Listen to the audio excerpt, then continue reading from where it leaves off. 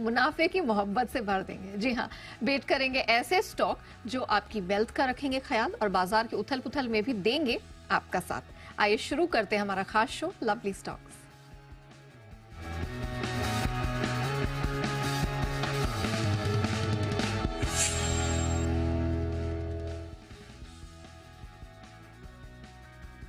नमस्कार, आपके साथ मैं हूं नेहा आनंद और आज हमारे इस खास शो में बाजार के जाने माने एक्सपर्ट्स का साथ हमें मिला है। हमारे साथ जुड़ चुके हैं अविनाश गोरक्षकर जी, हेमांग जानी और संजीव होता जी भी आज हमारे साथ इस खास मौके पर हमारे पैनल का हिस्सा है। गुड मॉर्निंग, आप सभी का बहुत बहुत स्वागत है इस खास मौके पर। हेमांग सर, हम आप ही के साथ शुरुआत करेंगे। बताइए, मोहब्बत का दिन है तो कौन सा प्यार भरा स्टॉक हमारे दर्शकों को भेंट करने वाले जिससे उनके पोर्टफोलियो में भी बहुत मुनाफे की मोहब्बत भर जाए। Good morning and wish all the viewers a very happy Valentine's Day. और मैं मानता हूँ कि अच्छा दिन है। मार्केट में जरूर थोड़ी सी वोलेटिलिटी है, पर इस तरह की वोलेटिलिटी काफी अच्छी अपॉर्चुनिटीज भी दे जाती है। तो जो पहला स्टॉक मैंने सिलेक्ट किया है वो है जियो फाइनेंशियल्स। और बेसिकली बहुत सिंपल उसका फंडा है। एक तो ये है कि जिस तरह का पेडिग्री, जिस तरह का डेटा अंडरलाइन, जो उनकी स्ट्रेंथ है और जो product offering financial services sector के अंदर कंपनी लेके आ रही है, उसमें बहुत ही बड़ा मार्केट पोटेंशियल रहेगा। टेक्नोलॉजी डेक कंपनी का तैयार हो चुका है, टीम बन चुकी है, तो हमें लगता है कि एक बहुत अच्छा ग्रोथ जर्नी शुरू होगा। तो ये स्टॉक में जरूर से निवेश करना चाहिए। मुझे लगता है कि अगले 3 से 5 साल के अंदर ये 18 से 20% का कैगर रिटर्न दे सकता है। Even from a 1 year perspective I am expecting 20% upside. Okay, तो जियो फाइनेंशियल वैसे तो साल भर के लिहाज से हम इस स्टॉक को देख रहे थे, लेकिन हेमांग सर को लगता है कि अगर आप इसे अपने पोर्टफोलियो को गिफ्ट करते हैं आज, तो 3 से 5 साल तक ये आपका भरपूर साथ निभाएगा। जियो फाइनेंशियल ये आज पहली आप कह सकते हैं हमारा लवली स्टॉक निकल कर आया है हेमांग जानी सर की तरफ से। चलिए अब संजीव होता सर की तरफ बढ़ते हैं आगे। संजीव सर, ऐसा स्टॉक बता दीजिए जिससे पोर्टफोलियो में मुनाफे का सूर्योदय हो जाए और ये हर पल साथ निभाए हमारे दर्शकों का और उनकी वेल्थ को और ऊपर लेकर जाए। Good morning. आज का जो पहला पिक है वो है सूरज स्टेट डेवलपर। ये रिडेवलपमेंट प्रोजेक्ट में काम करता है साउथ और सेंट्रल मुंबई में। अभी का अगर इसका मार्केट कैप देखें तो 25% डिस्काउंट में चल रहा है एनएवी का। जो Q3 के नंबर्स आए थे बहुत स्ट्रॉन्ग आए थे, जो प्री सेल्स बुकिंग हो या ऑपरेटिंग मार्जिन परफॉर्मेंस हो, 66% का ऑपरेटिंग मार्जिन परफॉर्मेंस आया था और sales booking 37% Y on Y growth हुआ था। कंपनी आईपीओ के बाद बहुत ज्यादा अपना डेट रिपेमेंट कर चुकी है, जिसका पूरा रिफ्लेक्शन Q4 FY24 के नंबर्स में आएगा। और अपॉर्चुनिटी की बात करूं सूरज डेवलपर के लिए तो ऑलमोस्ट 19,500 रिडेवलपमेंट अपॉर्चुनिटीज है जो आने वाले सालों में इसके लिए आएगा। और अभी जो लैंड पार्सल है इसके पास, उसका वैल्यू कम से कम 2,000 करोड़ का पोटेंशियल है जो नेक्स्ट 2 से 3 सालों में आ सकता है। तो बहुत ही अच्छे रिस्क रिवॉर्ड यहाँ पे बन के आ रहे हैं। तो यहाँ पे बाय की सलाह रहेगी सूरज स्टेट में with target price of 454। Okay, और सर उसको टाइम कितना देना होगा?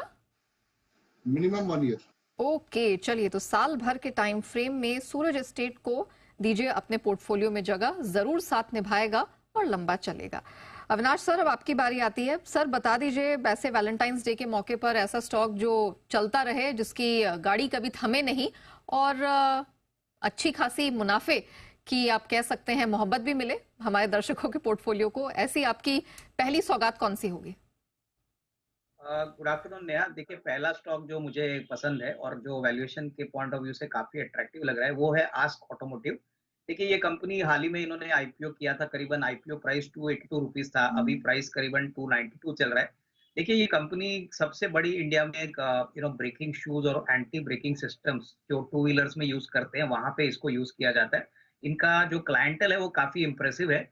In fact TVS, Bajaj, hero motor, फिर सुजुकी जैसे काफी बड़े प्लेयर्स अभी इनके प्रोडक्ट्स यूज कर रहे हैं। प्लस इन्होंने इलेक्ट्रिक व्हीकल्स में भी अभी एंट्री की है, तो वहां पे भी बिजनेस उनको अच्छा मिल रहा है। सबसे बड़ी बात, टू व्हीलर सेक्टर में हमको लग रहा है कि काफी अच्छी तेजी देखने को मिली है, तो इसका बेनिफिट कंपनी को मिलेगा। पिछले साल करीबन 2,500 करोड़ के रेवेन्यू पे 126 करोड़ का रेवेन्यू इन्होंने रिकॉर्ड किया है। लेकिन अगर हम करंट ईयर की बात करें तो ऑलरेडी मैं समझता हूँ कि 125-130 करोड़ का मुनाफा 9 मंथ में इन्होंने कमाया। तो हमारा मानना है कि इस साल कम से कम 160-70 करोड़ का प्रॉफिट आएगा और अगले साल ये करीबन 225-230 करोड़ का। मैनेजमेंट की कमेंट्री भी बहुत स्ट्रांग है। वो एक्सपेक्ट कर रहे हैं कि चौथा क्वार्टर भी काफी स्ट्रांग आए और ऑर्डर बुक बहुत बढ़िया चल रही है। तो यहाँ से मुझे लग रहा है कि एक अच्छी खासी कमाई हो सकती है। 360 375 ये रेंज को लेके इसको आपके पोर्टफोलियो में जरूर आपको खरीदना चाहिए। ओके, चलिए, तो आस्क ऑटो में आपके लिए रिकमेंडेशन आती हुई 375 तक ऊपर ये जाता दिखाई दे रहा है। चलिए लौटते हैं हिमांक सर की तरफ। हिमांक सर बताइए, आपका चौथा लवली स्टॉक आज के मौके पर कहां से आ रहा है? माफ कीजिएगा, दूसरा लवली स्टॉक, शो का चौथा लवली स्टॉक। श्योर, शो का चौथा और मेरा दूसरा स्टॉक रहेगा वरुण बेवरेजेस। 18% की अपसाइड देख रहा हूँ। Best performing mid cap stock आप बोल सकते हो।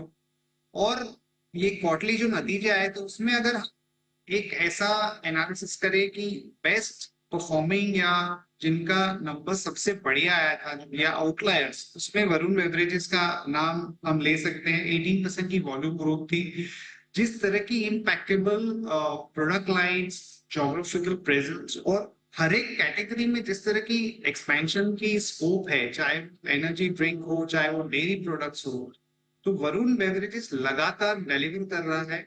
नो डाउट स्टॉक थोड़ा एक्सपेंसिव है because of superior performance, but मुझे लगता है कि जिस तरह की ग्रोथ पोटेंशियल है और अभी अफ्रीका में भी कंपनी ने एक एक्विजिशन किया है, तो ये सारी चीजों का फायदा ये वरुण बेवरेजेस को लगातार मिलता रहेगा। इसको कोर पोर्टफोलियो में डाल सकते हैं। अगर मार्केट कभी खराब हो और छोटा मोटा करेक्शन आए तो करेक्शन में भी ये स्टॉक को ऐड करना चाहिए। ओके सर, टारगेट एक बार रिपीट करेंगे? वरुण बेवरेजेस का टारगेट रहेगा 1650 रुपए, लगभग 18% का अपसाइड है एक साल की अवधि के लिए। चलिए, तो साल भर 1600 1650 तक का टारगेट वरुण बेवरेजेस में बनता दिखाई दे रहा है। संजीव सर, आपकी बारी आती है। बताइए, आपका दूसरा लवली स्टॉक कौन सा होगा? किसके फंडामेंटल्स आपको इतने दमदार लग रहे हैं जो हमारे दर्शकों के पोर्टफोलियो का साथ कभी नहीं छोड़ेंगे? जी, तो दूसरा स्टॉक है वो है गरवारे हाईटेक फिल्म्स। ये कंपनी 91% प्लस वैल्यू प्रोडक्ट में काम करती है। अगर Q3 नंबर्स की बात करें तो इसका सोलर कंट्रोल फिल्म्स है या पेड़ प्रोटेक्शन फिल्म है, ये बहुत अच्छा स्ट्रॉन्ग ग्रोथ किया था। ऑलमोस्ट 30% प्लस ग्रोथ की है। और आने वाले सालों में मैनेजमेंट का ये अनुमान है कि 2500 करोड़ का रेवेन्यू आ जाएगा by FY26, which translate into 20% plus revenue CAGR. और प्रॉफिटेबिलिटी ग्रोथ उसी तरह से आएगी आने वाले 2-3 सालों में। और वैल्यूएशन की बात करें तो अभी भी इनका जो है कैश रिच कंपनी है। ऑलमोस्ट 300 करोड़ प्लस का कैश है बैलेंस शीट में, विथ नो डेट, और हेल्दी कैश फ्लो बना रही है। और इनके पास लैंड पार्सल है जो और मोनेटाइज करने की बात हो रही है, तो उसको अगर एडजस्ट करें तो कंपनी 10 टाइम्स पी पे ट्रेड कर रही है FY26 पे, तो बहुत ही रीजनेबल वैल्यूएशन है। तो यहाँ पे बाय की सलाह रहेगी गरवारे हाईटेक फिल्म्स में, मुझे target price of 2335। 2335 Garware Hitech, इस पर फोकस करिएगा। साल भर के टाइम फ्रेम में अच्छी खासी रिटर्न का दावा ये स्टॉक कर रहा है। और संजीव होता जी की आज दूसरी लवली स्टॉक गरवारे हाईटेक बन के उभरी है। अविनाश सर, अब आपकी बारी आती है। सर बताइए, ASK ऑटो के बाद अब दूसरा लवली स्टॉक आपकी तरफ से कौन सा होगा? नया दूसरा स्टॉक जो मुझे पसंद है वो हॉस्पिटैलिटी सेक्टर से कनेक्टेड है। कंपनी का नाम है BLS इंटरनेशनल। अभी कल ही कंपनी के नतीजे आ गए। करीबन 87 करोड़ का प्रॉफिट इन्होंने तीसरे तिमाही में देखा है, जो पिछले तीसरे तिमाही में करीबन 46 करोड़ था। अभी इस कंपनी की खासियत है कि ये एक मोनोपोली प्लेयर है। इंडिया में एक सबसे बड़ा वीसा प्रोसेसिंग प्लेयर है और ये बहुत एक एसेट लाइट मॉडल है। करीबन 200-250 करोड़ की कैश हर साल वो जनरेट करता है। कंपनी बिल्कुल कर्जा मुक्त है। करीबन 550-600 करोड़ की कैश है। कंपनी ने हाल ही में एक कंपनी खरीदी है टर्की की, करीबन जो 200 करोड़ का रेवेन्यू और 100 करोड़ का इबिटा रिकॉर्ड करती है। तो अगले साल इस कंपनी का भी कंट्रीब्यूशन कंपनी को मिलेगा। पिछले साल 1500 करोड़ पे इन्होंने करीबन 204 करोड़ का प्रॉफिट कमाया था। इस साल हमको लग रहा है कि कम से कम 320-325 करोड़ का प्रॉफिट आना चाहिए। और जिस प्रकार से तेजी हॉस्पिटैलिटी सेक्टर में हो रही है, प्लस जिस प्रकार का इनका ओवरऑल ग्रोथ है, मुझे लग रहा है आने वाले साल में भी अच्छी ग्रोथ आएगी। प्लस BLS ई सर्विसेज जो अभी लिस्ट हुई थी, इसमें इनका 68% होल्डिंग है। तो ये भी एक थोड़ा-सा एक री-रेटिंग ट्रिगर हो सकता है, क्योंकि वो भी अच्छी बिज़नेस चल ही रही है। तो मुझे लग रहा है कि यहाँ से करीबन मुझे लगता है अच्छी खासी कमाई होने का चांस है, तो यहाँ पे डेफिनिटली आपके ये पोर्टफोलियो में होना चाहिए। मुझे लग रहा है अच्छे खासे रिटर्न्स यहाँ पे मिलेंगे। ओके, चलिए, तो बीएसएट इंटरनेशनल दमदार फंडामेंटल्स इस बात को सुनिश्चित कर रहे हैं कि ये स्टॉक आपका साथ मुश्किल से मुश्किल समय में भी नहीं छोड़ेगा, भले ही कितनी उठापटक हो। अब तक हमारे जो तीनों मेहमान हैं उन्होंने आपके सामने 6 लवली स्टॉक्स रखे हैं, उनका मैं एक रैप अप आपके सामने रख देती हूँ। तो हिमांग जानी सर की तरफ से जियो फाइनेंशियल, यहाँ पर आज हमने उनकी पहली पिक आते हुए देखी। साल भर के टाइम फ्रेम में वो इसमें अच्छी बढ़ोतरी देख रहे हैं, 315 तक का टारगेट बनता हुआ दिख रहा है। जबकि इनकी दूसरी पिक वरुण बेवरेजेस रही है। दमदार फंडामेंटल्स दिखाई दे रहे हैं और उन्हें लगता है कि अगर आप इसे आज के दिन अपने पोर्टफोलियो का हिस्सा बनाते हैं तो साल भर के टाइम फ्रेम में अच्छी खासी कमाई कराएगा। 1650 तक का टारगेट दिख रहा है। संजीव होता सर की तरफ से सूरज एस्टेट पर आज भरोसा निकल कर आया। साल भर के टाइम फ्रेम में 454 तक वो इस स्टॉक को ऊपर जाता हुआ देख रहे हैं और काफी बुलिश हैं इस स्टॉक को लेकर। भले ही उठापटक हो, लेकिन गरवारे हाईटेक, ये इनकी दूसरी पिक आज निकल कर आई है। 2335 रुपए तक का टारगेट दिख जाएगा, लेकिन अगले वैलेंटाइंस डे तक, यानी कि साल भर आपको एटलीस्ट इसे अपने पोर्टफोलियो में जगह देनी होगी, ताकि ये आपको दिखा सके कि आपसे ये स्टॉक या रादर आपके पोर्टफोलियो से आपकी फाइनेंशियल हेल्थ को कितना सुधार सकता है। अविनाश गोराक्षकर सर की तरफ से जो पहली पिक आई वो एएसके ऑटो में आई। 450 तक का टारगेट वो यहाँ बनता देख रहे हैं 12 महीने के टाइम फ्रेम में। और बीएलएस इंटरनेशनल काफी तगड़े नंबर्स और फंडामेंटल्स के दम पर अविनाश सर को लगता है कि ये एक दूसरी बेहतरीन पिक हो सकती है उनकी तरफ से। 460 तक का टारगेट इसमें बनता दिखाई दे रहा है। ओके, चलिए हिमांग सर, अब आपकी बारी आती है। लौटते हैं आपकी तरफ फिर से। अब बताइए आपकी तरफ से तीसरी पिक आज के मौके पर कौन सी होगी? तो मेरी तरफ से जो तीसरी पिक है वो है क्रिसिल, जो कि एक क्रेडिट रेटिंग एजेंसी है और S&P is a strategic investor in the company. तो अगर आप इंडिया की मार्केट देखें तो जिस तरह के डेट के थ्रू फंड रेज हो रहे हैं या जिस तरह की एनालिटिक्स और प्रोडक्ट ऑफरिंग ये कंपनी के पास है वो लाजवाब है। इनफैक्ट पूरे कंट्री के अंदर सिर्फ 3 ही क्रेडिट रेटिंग एजेंसीज है और उसमें क्रिसिल जो है वो टॉप कंपनी है। लगातार कंसिस्टेंटली ये कंपनी अच्छा परफॉर्मेंस डिलीवर कर रही है। उसकी जो टॉप लाइन ग्रोथ है लगभग 12 to 14% की रही है। हमें लगता है कि जिस तरह का ग्रोथ हम लोग फंड रेज में देखेंगे और जो एनालिटिक्स रेज या रिसर्च प्रोडक्ट्स में देखेंगे, तो इसकी जो ग्रोथ ट्रेजेक्टरी है वो कहीं पे जाके 15 से 20% की हो जाएगी अगले 2-3 साल में। तो इसका एक बहुत बड़ा री-रेटिंग देखने को मिल सकता है। और हमारा जो टारगेट है क्रिसिल में वो है 5100 रुपए का, लगभग 16% की अपसाइड देख रहे हैं और कोर पोर्टफोलियो में भी होल्ड करने लायक स्टॉक है। अगर आप थोड़ी लंबी अवधि के लिए भी देखते हैं तो ये स्टॉक जरूर पोर्टफोलियो में होना चाहिए। ओके, तो साल भर में 5100 तो दिखेगा, लेकिन अगर आप लंबा रुकने के भी सोच रहे हैं तो Crisil can be one of the best picks. इस पर ध्यान जरूर दीजिएगा। संजीव सर, बताइए सर, आपकी तरफ से तीसरी और आखिरी पिक कहां से आ रही है? जी, जो थर्ड पिक है आज की वो है Radico Khaitan. Over the years Radico Khaitan ने अपने आप को पूरा ट्रांसफॉर्म कर दिया है। जो पहले एक डिस्टिलरी प्लेयर था, आज वो लीडिंग IMFL ब्रांड प्लेयर है। इसके 5 बिलियनियर ब्रांड है, जैसे कि 8PM whisky, 8PM premium black, white Contessa rum, old admiral brandy, magic moments vodka, ये सब बहुत बड़ी ब्रांड बन चुकी है। और Q3 तिमाही की अगर बात करें तो उसके जो प्रेस्टीज एंड अबव ब्रांड है, जो प्रीमियम सेगमेंट है, वो 29% YoY ग्रोथ डिलीवर किए हैं। और PA एंड जो कि प्रेस्टीज एंड अबव ब्रांड है, इसका कंट्रीब्यूशन ग्रेजुअली ज्यादा बढ़ रहा है, जिसकी वजह से हमको लग रहा है कि मार्जिन परफॉर्मेंस जो है आने वाले क्वार्टर्स में और अच्छे रहेंगे। और रिसेंटली कंपनी ने एक नया ब्रांड लॉन्च किया है जो कि प्रीमियम ब्रांड है, जिसका नाम है स्पिरिट ऑफ विक्ट्री 1999, जो कि मॉल्ट विस्की सेगमेंट में है। और ये बहुत हाई प्रीमियम ब्रांड लॉन्च किया है, जिसका फायदा आने वाले क्वार्टर्स में हमको देखने को मिलेगा। डेट धीरे धीरे रिड्यूस हो रहा है। ये क्वार्टर में भी हमने देखा है कि 100 करोड़ से डेट रिड्यूस हुआ है और कैश फ्लो बढ़ रहा है। तो हमारा ये अनुमान है कि नेक्स्ट 2 सालों में बैलेंस शीट और स्ट्रांग हो जाएगी और कंपनी अभी ट्रेड कर रही है 40 टाइम्स FY26 वैल्यूएशन में। तो मुझे लगता है जैसे जैसे अर्निंग्स अच्छे होंगे, री रेटिंग ट्रिगर और अच्छा होगा इस पे, तो यहाँ पे बाय की सलाह रहेगी रेडिको खैतान पे विद टारगेट प्राइस ऑफ 2080। चलिए, तो इस कंपनी के जो प्रोडक्ट्स हैं ये भले ही आपकी सेहत के लिए बहुत अच्छे ना हो, लेकिन आपके पोर्टफोलियो, आपके फाइनेंशियल हेल्थ के लिए ये बहुत ही उम्दा साबित हो सकते हैं, क्योंकि दमदार फंडामेंटल्स है, बिजनेस मॉडल काफी अच्छा यहाँ पर दिखाई दे रहा है और अच्छी ग्रोथ का दावा इसमें दिखाई दे रहा है। 2080 तक का टारगेट साल भर के टाइम फ्रेम में। चलिए, अब हम अपने शो के अंत की तरफ आ रहे हैं और अविनाश सर, आपकी तरफ से एक आखिरी पिक आनी बाकी है। ASK ऑटो, BLS इंटरनेशनल के बाद आपको क्या पसंद आ रहा है? नया तीसरा स्टॉक जो है वो एक रेलवे इंफ्रा थीम पे डिपेंडेंट है और कंपनी का नाम है IRCTC। देखिए, कल कंपनी ने नतीजे डिक्लेयर किए। हालांकि मार्केट ने उसको इनलाइन कहा, लेकिन हमको लग रहा है कि काफी अच्छा परफॉर्मेंस आ गया। करीबन 300 करोड़ का प्रॉफिट दिसंबर क्वार्टर में आया है, जो पिछले दिसंबर में करीबन 250-55 करोड़ था। इस कंपनी की भी बात करें तो ये एक मोनोपोली बिजनेस है, प्लेटफॉर्म बिजनेस चलाती है। इंटरनेट बुकिंग जो उनका मेन बिजनेस ड्राइवर है, वो करीबन 50-60% के इबिटा मार्जिन पे काम करता है। और ये एक ऐसा स्टॉक है जो रेलवे से कनेक्टेड है, मास इंडिया से कनेक्टेड है। तो हमको लग रहा है कि कहीं ना कहीं इसमें डिमांड का कोई प्रॉब्लम होने वाला नहीं है।